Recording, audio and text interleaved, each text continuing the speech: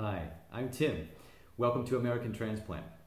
So last week I told you about a little bit about me, the fact that I'm American from Los Angeles, California, and I've been living in Munich, Germany now for over 18 years. You know, what it's like being an American transplant, living somewhere not just in transit, but permanently.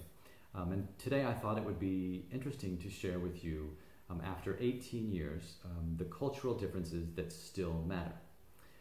So these three differences, you know, they might sound negative at first, but keep in mind, I live here, this is my home, and obviously there are things that I love about living here, and cultural differences that I have come to adopt and practice myself, but there are still a few things that get under my skin, and they're all connected in some way. But the first one really has to do with queuing. I would say the German non-habit of queuing or standing in line.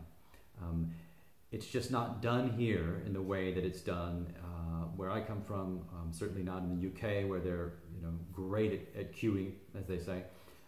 But the Germans tend to sort of jump the queue or cut in line when you least expect it. And this took me several years to get used to, and I used to get quite angry, and then once I developed some language skills, I would confront people and have probably unnecessary outbursts. But now I've learned to sort of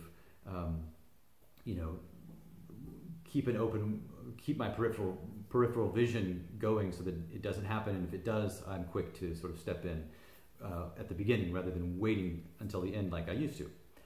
So that's the first one. The second one is really the personal space. Let's say the use of personal space. And that is, I think Americans, when they're standing next to each other, they usually leave about 2.5 or 3 feet, between each other. This is. I'm sure now it's even more with the coronavirus fears, but even before the coronavirus fears, there was, let's say, the cultural rule that you would give each other personal space, whether it's again waiting in line or a grocery store or whatever. In fact, one time I was at the airport in Portland, Oregon, standing in line for a flight from Portland to Los Angeles, and there was a woman standing behind me, quietly standing there, and I could practically feel her breath on my neck. And I thought to myself, this woman must be German, because an American wouldn't stand so close to you if they didn't have to. Anyway, I turned around and struck up a conversation with this woman, very, very nice woman.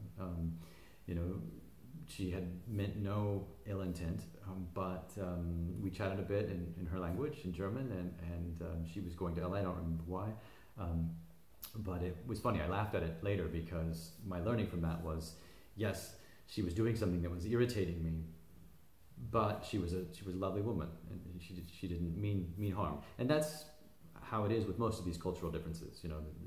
One is not better than the other, although the ones I'm telling you now are the ones that get under my skin. But before we say goodbye, I'm going to tell you some of the things I like about living here, some of the cultural differences that I like about being here and don't miss about where I come from.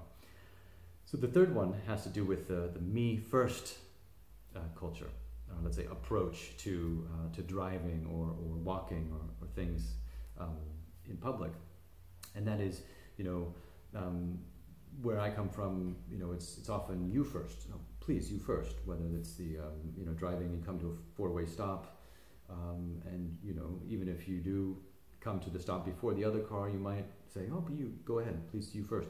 Same would be walking around on the street or in a supermarket. But here I learned that it was the opposite. It was me first, and this used to bother me a lot. Until I learned that that's just the culture here. It's just a cultural difference. In fact, I noticed from drivers when I would walk around and I would hesitate on the crosswalk before crossing, and I'd be like, you first, I could see they were getting irritated because I wasn't, going first, and they didn't know what to do, so that confused them. So again, it's connected a little bit to the first one with standing in line.